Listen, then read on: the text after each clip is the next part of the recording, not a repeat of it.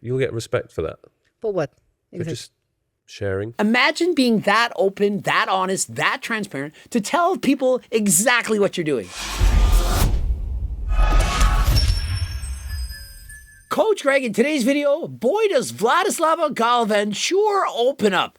She reveals her steroid use, the negative side effects. She's open, honest, transparent. You gotta love this woman. She's being interviewed on Mike Thurston on First Things First, and so let's get right into it. I remember my role models though. Larissa Reyes, Dana Lynn Bailey, Ashley Horner. Yeah. Did you want to have their physiques? That's what you were aiming for. And so she first started training at the tender age of only 16. She was an athlete. They got a gym. She was excited. She had role models, for example, Dana Lynn Bailey, and she wanted to have a physique like that. And so right from the beginning, age 16, she wanted to be a Miss Olympia champion. You can see the way she lights up when she's thinking about how she wanted to have that physique. And so bodybuilding, it was in her blood from day one. The thing is, when I started weightlifting, I was still doing athletics and basketball.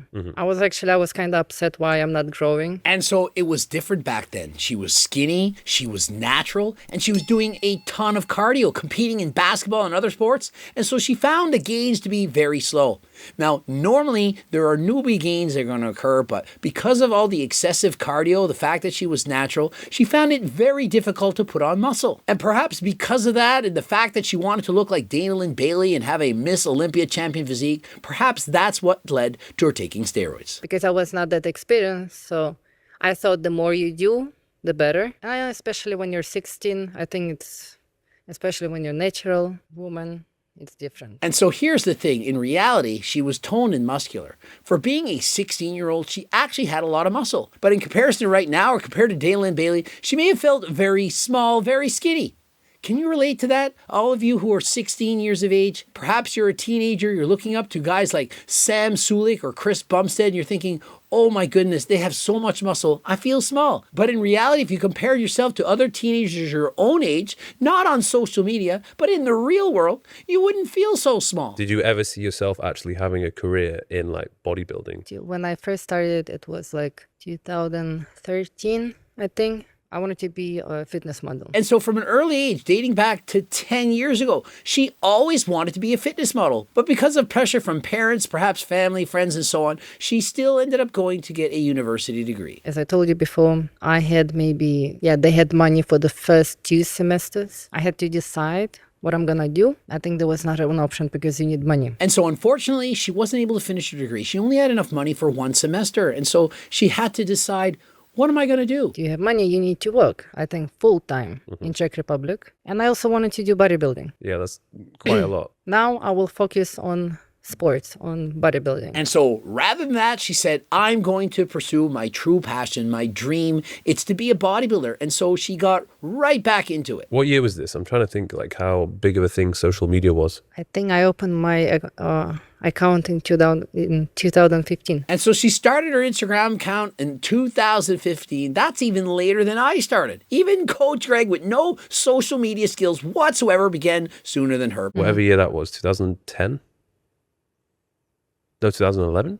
Is that right? I have a brain fog now. And so I heard brain fog. First thing that came to mind is having lower levels of testosterone. So what a great time to plug in G-Test. If your testosterone levels are too low, consider getting G-Test or 3-Test. Help boost your natural production of testosterone. Don't go to doctor on day one thinking you need HRT. You're perhaps in your 20s. You don't need it. Well, for the most part, you probably don't. Please begin with G-Test. Code Greg, 10% off. Click the link in the description. Yeah, so at that point in time, I basically failed my degree. I passed it. I scraped pass. And so apparently Mike Thurston, he had horrible grades, but remember, the guy is super thirsty. And when you're a 9.9 on the good-looking Richter scale, you can accomplish anything. I've talked about this in the past. Baby, Nagy, and Gert, they did a meta-analysis on all these things. The chart showed that the hotter you are, the more money you can make, the better you can do in life. And so clearly, I'm an outlier. Normally, it's thirstier people than last time making all the money, but Coach Greg somehow became successful. Did you notice yourself, were you growing pretty quick? So I was already toned, muscular. I didn't notice much of a difference. Until What? I love it. And so she's saying, I didn't notice much of a difference. I mean, after all, I was in fact muscular to begin with. I'm a 16-year-old girl. How much muscle does a 16-year-old girl have? Yet I actually looked like I had a little bit of muscle. But I wasn't gaining that much muscle in Mike Thurston until, with the smile on her face. And Vladislava, she does not disappoint. She opens up. She's not saying she's 100% natural. In fact, she says the exact opposite. She's taking steroids, she's using her hair. Let's see what she says. How long were you natural for? I think in 2016, like as soon as I found the coach, when I decided, the university is a side, right? So bodybuilding now. And so she finally decides she wants to compete. She meets a guy at the gym, gets coached, tries to become a bodybuilder. And so, of course, that led to her use of performance-enhancing drugs. So different trainings and a cycle. Yes, I started a cycle. What was the cycle? That was horrible. And so let this be a lesson to you. No matter who you are, do your own research. So many people simply hire a bad coach, don't know what they're doing, and they get them to take more than they should be taking. You need to take your time. Now, remember, I'm not saying to break the law, never break the law, and only do these kind of things with the advice and consent from your own doctor. Like my first experience was horrible because of the coach. And, well, I was to blame. Well, not as well. really. You're so young. Like, how would you know any better? I love the honesty. She's saying, I was to blame. Mike Thurston, no, you're not to blame. You're only 20, 21 years of age. She's like, well, my coach is selling me this stuff and it was a horrible experience. And so think of it. If your coach is making money selling you the products that you're using, and the more they sell you, the more money they're going to make, they are somewhat encouraged to sell you more than you should be taking. And so please be careful. I know you're watching this right now. You're perhaps an athlete and you hired a coach and you're buying from them and you're thinking, am I in fact taking too much? Should I be using this?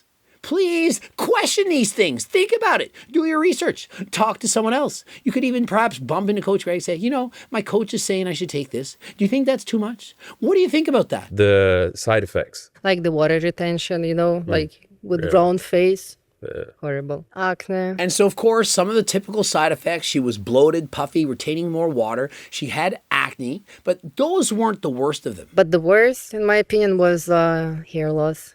Oh, really? Yeah, I had like this long hair. I lost maybe 50%, Wow. I think. And so she had long, beautiful hair, and she lost up to 50% of it. Remember, performance-enhancing drugs do come with negative side effects. And so imagine having lovely locks, gorgeous hair, and losing half of it. But did you get jacked, though, most importantly? You start to get big.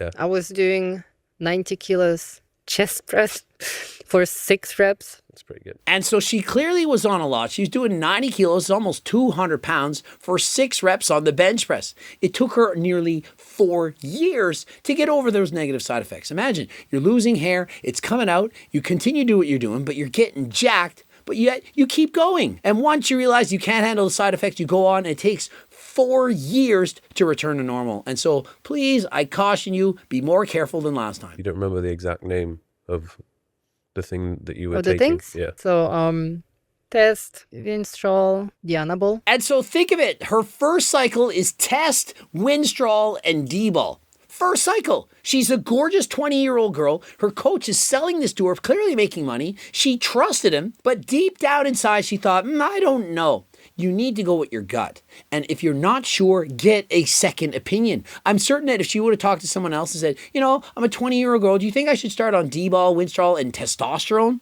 How many people would have said, yeah, great coach. He clearly knows what he's doing.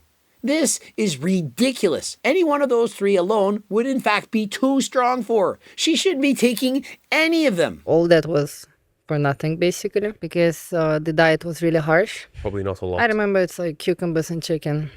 And so think of it, her first competition, she's 21 years of age. She's asking the coach, what should I eat the day before and the day of the competition? She's getting nothing in return. Guy's off in Spain or something. She shows up to the judges who actually check you out first to make sure you're okay to go on stage. She said, you can't go on stage. She had no muscle left. She had been dieting on chicken and cucumbers, starving herself while taking testosterone, D-ball, and Winstrol, and the results were horrible. And so clearly the coaching wasn't working. And so she decided, I'm getting off of this stuff. I'm not going to do it. Her hair was falling out. She's going to the doctor, making sure she's healthy. And so thankfully, she was smart enough to get away from this coach. He approaches me and he asked me like, who is coaching you? I was like, that guy. And he was like, oh, everybody goddamn knew him and nobody told me a thing about him. That coach, we all know that coach. That coach is a freaking cookbook. A horrible coach. Just gives all the people the wrong stuff. He's not caring. He's not out in favor of the best interests of the athletes. But as it is in the society, people, they don't speak up. They don't say anything. They won't tell other people what the coach did to them. And so they continue to get away with it. Isn't it sad? If people could only speak out and tell the truth and be open and honest and transparent, there wouldn't be all these problems. But people, they're too scared. They're too shy. They don't want to be judged by other people. And so they keep it inside. They keep it to themselves. Imagine if Vladislava had outed this coach, said, hey, this is what happened to me. I took this, this, and this. Look at my results. Don't hire that coach. If more people opened up and spoke out about what people are doing, how they're treating him in the wrong way, more people could be saved. He gave me another contact of a couple, and that was the best decision I've made. Did they have you taking something with them? Yes, Yeah. but it's like, I But don't know, 80% less. And in this case, less is more. She took 80% less, but had better results. Remember, you can't out-exercise or supplement a bad diet. If you're not eating properly, not training properly, and you take all the steroids in the world, you're still not going to have an amazing physique. Case in point, she said she did way better with 80% fewer steroids than she did in her first competition. And this was because she was eating properly, training effectively, and had finally gotten some great coaches. If you want to do it just for yourself, you don't need stuff. If you want to do the competitions, yes. And her advice to younger ladies, well, if you're not competing, you don't need anything. If you are competing, well, you pretty much got to use something. That's what she's saying, because most people are. And she states even the girls who aren't competing, many of them are, and this is clearly obvious. Many people downplay the fact that women are not taking steroids. They think that only the girls who are shaving and have very deep voices are the ones who are on performance-enhancing drugs. But oftentimes, girls are taking Anavar or other steroids in lower doses, doing it a little bit more safely. Not that it's safe, but they're doing so without experiencing all the harsh negative side effects. Like you don't have a manly face. You don't have a deep voice. I guess I was lucky. Most women who take testosterone, Winstrol, D-bol, and so on, especially in higher doses, especially for many years, they're not going to sound the same. And so she's very fortunate. I do believe this is because she has amazing genetics for taking steroids. Some people have amazing genetics for putting on muscle, but they get a lot of side effects. Other people have horrible genetics for gaining muscle. They get tons of side effects. And so depending on your genetics, you may take something and get a lot of side effects. You may take something and get none. When people start taking it, it's also psychological. You get used to, being driven, motivation, right? I know this. I do cycles. I'm not on one big cycle all year round. But she says, I do cycles. I'll take some for a bit and then I stop. I go back and forth. Many people, they can't experience the down part of when they're not taking anything. But she worked through it. She was able to overcome this mental addiction to not only looking strong, but being strong. Trust me, when you go off of a cycle, when you stop taking those performance-enhancing drugs, training in the gym, it's going to be significantly less fun than when you're taking something. It's inevitable. Think of it. You're making gains all the time. Hand over fist. Every week you're getting improvements. But when you stop, you're losing hand over fist, gains after gains. And so how is it possible that you could continue to train harder than last time while not taking steroids? Well, you can't. And so you have to get used to knowing that there are times and places when you're going to be training and making gains and times when you're not. In the beginning, it was really hard to kind of, let it go. Because you feel smaller, you Yeah, feel I'm weaker, small. less motivated. But I made my peace with it. And so off cycle, although she's a little bit smaller, while she's at the gym, while she's training, while she's pumped up, she feels she looks very good. But as soon as she leaves the gym, it's gone, just like that. But while on steroids, it feels like she's got to pump all the time. It's like being perpetually pumped at the gym every single day. And so imagine when you go to the gym and you get that feeling, your arms are swelling, you have vascularity, you're just looking swole. Well, imagine being on steroids and looking like that all the time. And so that is her description of what it's like to be off steroids. The time that you've been off, have you not wanted to post on social media because you feel like you're not big like you normally are. I love this interview. And so Mike Thurston, he asked her, do you feel like not posting as much now that you're not on steroids? And she says, yeah, it's harder. I'm not as jacked. I'm not as ripped. I'm not as pumped. And so I'm not as motivated to post as when I'm looking at my best. Everyone goes through this. And so imagine being a social media influencer. You're in the camera perhaps every day posting videos, content, and you feel you have this unrealistic pressure or expectation to live up to. This is apparent in so many YouTubers. And so when I do natty or nots on YouTubers, imagine the pressure on those YouTubers to take something, even if it's only HRT, to try and keep that physique that's keeping you interested. They don't know how it works. You get the people who are commenting saying, you're too big, blah, blah, blah.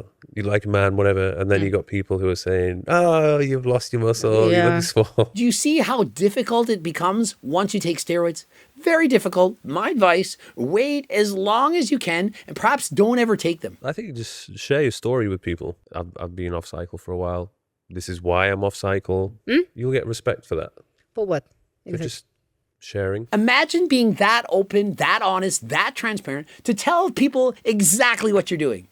It works. What have I done? I'm on 140 milligrams of Testo a week. I've been saying this for several years. I talked about the cycles I did in the past. And so when you see me bigger or smaller, you know it's because I was taking something or not taking something. Now remember, I'm on HRT. I'm honest about it. I could be lying. Oh, I'm not taking anything. There's other YouTubers that do this. Oh, I don't take anything. I'm going to do this show. I'm not going to take anything. Oh, yeah. Okay, sure. No problem. And people believe it. But remember, does it really matter what someone says or doesn't say? Does it really matter if I'm on 140 milligrams or 40 milligrams or 0 milligrams or 1,400 milligrams?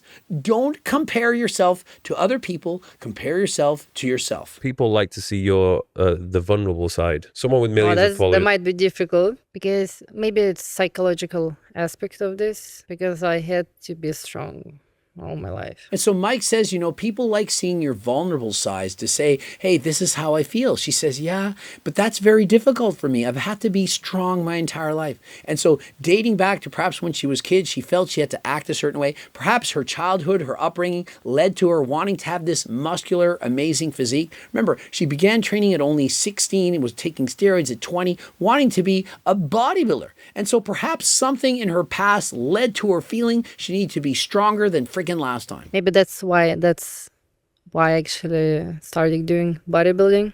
That's what my therapist told me. And so think of it. Many of us, we go through life, myself included, never thinking about why we're making the choices that we're making. Why are you the person that you are right now?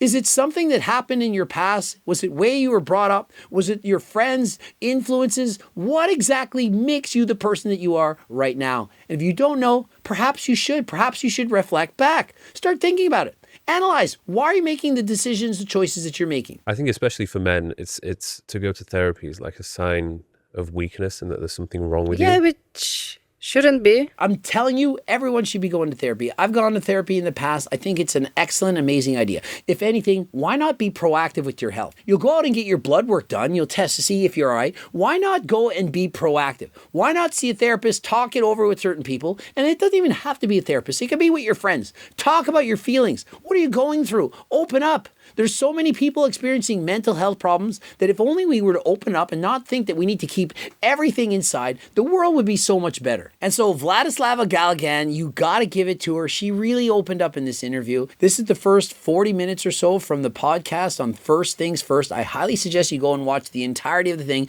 Please give Mike Thurston and Vladislava a follow. And of course, if you're looking for GO2 Max or Ecti Builder, creatine, protein bars, you name it, head over to my website and don't forget to enter code Greg to save you 10% off. And of course, we have the clothing line, the tank tops, hoodies, jogging pants, t-shirts, all that stuff. Also, you're looking for the Circle Diet book and the Cookbook 3.0, 2.0. We got various cookbooks, both PDF and hard copy. The training book. And if you got no money, it's good. Free diet and training program. You know how to get it. Head over to my website. And until next time, I am out.